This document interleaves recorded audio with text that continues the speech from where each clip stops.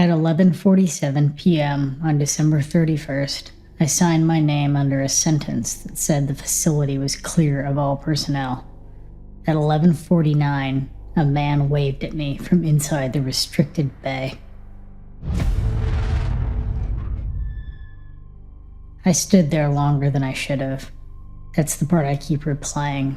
Not the signature, not the countdown clock mounted above the control room door, but the way I didn't move right away. Like my body was waiting for my brain to catch up, or for someone else to tell me what to do.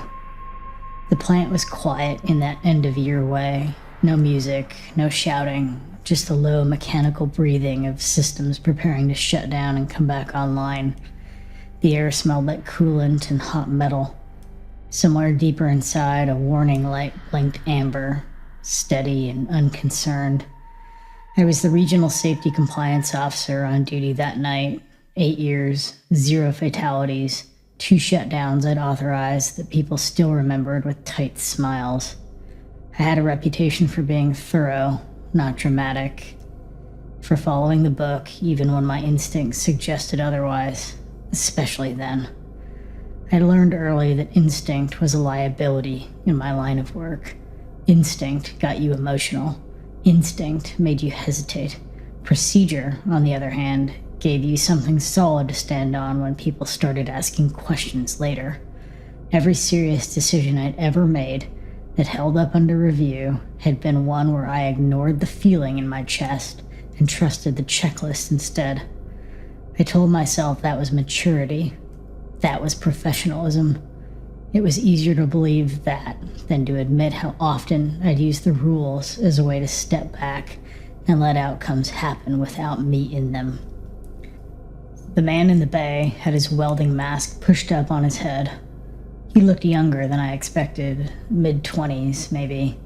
He lifted one gloved hand and gave me a small, embarrassed wave, like he'd been caught finishing something he knew he shouldn't have started. "Sorry," he called. His voice echoed strangely off the metal walls. "Just buttoning this up." "You're not on the clearance list," I said. I heard how calm I sounded, and I hated myself a little for it. "I know," he said quickly. "They asked me to stay late, just 10 minutes, I swear." He glanced past me, toward the clock. "I'll be out before midnight." The clock said 11:49. I looked down at my tablet.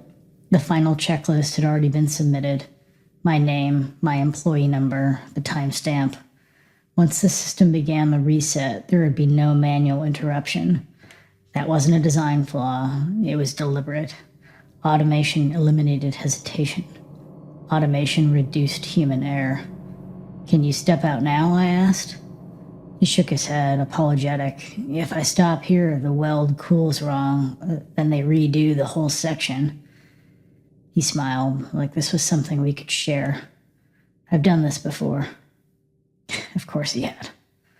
I walked closer to the yellow line painted on the floor. Beyond it, the bay held machinery that could crush a car without noticing. Presses, arms, pistons that moved on schedules written months ago by people who would never stand where he was standing. "Do you know about the reset?" I asked. "Yes, ma'am," he said. "I'll be clear, promise." He said promise, the way people do when they mean please don't make this harder. If I reported him, protocol was clear. Immediate shutdown, incident logged, investigation opened. The subcontractor would be removed from the site and quietly erased from future contracts. The plant would miss its year-end production target, and bonuses, real money people counted on, would disappear. And my name would be attached to all of it. I'd seen what happened to inspectors who were technically right at the wrong time of the year. They weren't fired. That would be messy. They were reassigned, sidelined, given fewer sites, quieter roles, until no one asked for them anymore. The clock ticked to 11:51. "Ma'am," he said, softer now. I told myself this wasn't my responsibility. He was an adult. He knew the schedule. He said he'd be out. I told myself systems like this were built with buffers and redundancies I couldn't see from where I stood. Most of all, I told myself nothing had gone wrong yet. "Finish up," I said, "but don't push it." His shoulders loosened. "Thank you," he said, relief plain in his voice. "I'll be quick." I stepped back across the yellow line. My tablet chimed once, reminding me the final walkthrough window was closing. I tapped acknowledge. The system accepted it without comment. For a moment, I waited, half expecting the tablet to vibrate again, to correct me, to flag something I'd missed. It didn't. The interface stayed clean, indifferent. I realized then how much I relied on systems to tell me when something was wrong. Without an alert, without a warning tone or a flashing text, the silence felt like permission. I told myself that if the risk were real, it would announce itself. That's what safeguards were for. That's what automation was meant to do, remove the burden of judgment from people who might hesitate. I didn't look back when I walked away. I told myself that was professionalism. At 11:58, I was in the control room with my jacket on and my bag at my feet. The monitors showed green across the board, no alerts, no anomalies. The reset countdown appeared automatically in the corner of each screen. 11:59. I watched the seconds scroll down. Somewhere in the building, valves closed. Pressure dropped. The hum of the plant thinned, stretched, then fell away entirely, like someone had pulled the air out of the room for half a second too long. Midnight arrived without ceremony. A new year. The screens flickered. The silence snapped back into noise all at once. Machinery resumed its rhythm, slightly louder than before, as if compensating for the pause. No alarm sounded. I let out a short, surprised breath. I told myself that if something were wrong, I would know. I told myself the system wouldn't stay quiet if it mattered. I left the facility at 12:07 a.m.